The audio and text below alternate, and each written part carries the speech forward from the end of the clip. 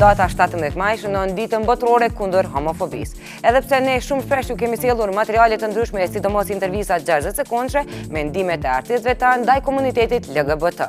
Edhe pse në botë kjo cilësohet si një çështje shumë normale, tek ne ende jemi skeptik sa i përket orientimit seksual. E për detaje më të hollësishme, e ndjekim bashkë materialin nga Artan Telaku.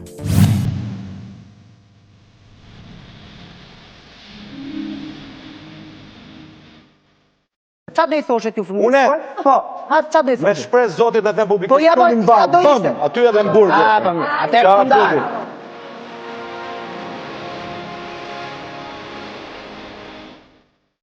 Larry was killed because he was gay. Days before he was murdered, Larry asked his killer to be his Valentine. Latin America has a huge homophobic killing problem. Lajme për vrasje të personave gay, lesbike, biseksuale dhe transgjinor lexojmë pothuajse çdo ditë. Love, equality, and justice. Përderisa në gjithë globin diskriminimi ka ulur shkallë, tek vendet shqiptare nuk po duken akoma përmirësime në këtë aspekt. Homoseksualiteti është cilësuar si një sëmundje mendore, por që nga viti 1993, përkatësisht me datë 17 maj, Organizata Botërore e Shëndetësisë e largon atë nga lista e sëmundjeve. And then I kind of felt like I just had to mention it before. Artistë botëror shpeshherë përmes artit mbërtesin këtë komunitet, e madje shumë të tillë kanë dalur hapur me orientimin e tyre seksual si gay. Now the best thing about me is you. Indaluar për muje sot, po më vëm për do të harroj. Përmes këngës, mbështetje për këtë komunitet në vendin tonë ka treguar Vesa Luma.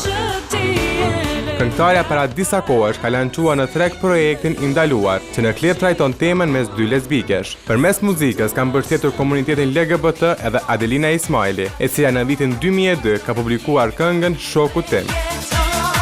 Ndërsa para pak javësh ka bërë dhe një deklaratë. Prej se e di për vete, kam përkrahur LGBT-n, u kam kushtuar këngë në vitin 2002 dhe kam vazhduar t'i përkrah me vepra, fshehtas natyrisht, e pa fund intervista publikisht, sepse kam guxuar dhe i shoh gejat, lesbiket, biseksualet dhe transseksualet si absolutisht të barabartë me gjithë të tjerët.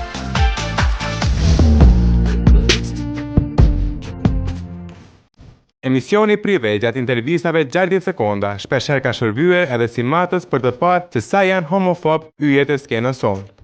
Homofobike? Me kurrës madje jam aktiviste drejtave të njeriut dhe mbroj shumë LGBT këtu. Pro apo kundër martesave të të njëjtës gjini?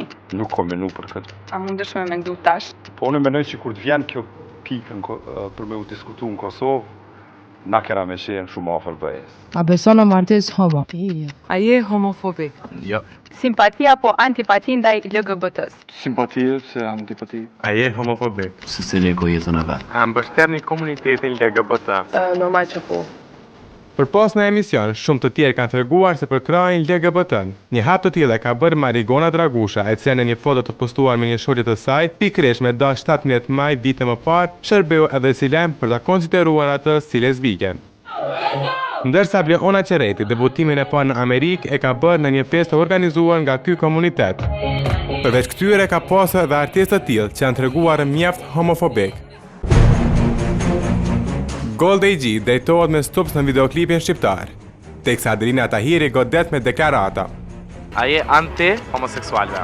Sham. A kështë mujt me nejt me një lesbike? Me pas shoqe në ashta pa të gjuën që sësi, kështë që jo. Në momenti ku një personazh publik jep këso mendimesh, ato ndikojnë tek opinioni. Dhe të rinjt Kosovë, fansat e këtyre artistave mund të ndajnë atë njëjtin mendim për shkak që artisti apo artisti preferum e ka atë mendim, kështu që duhet me pas shumë kujdes se çfarë deklarata japin këta artistat e tonë në Kosovë.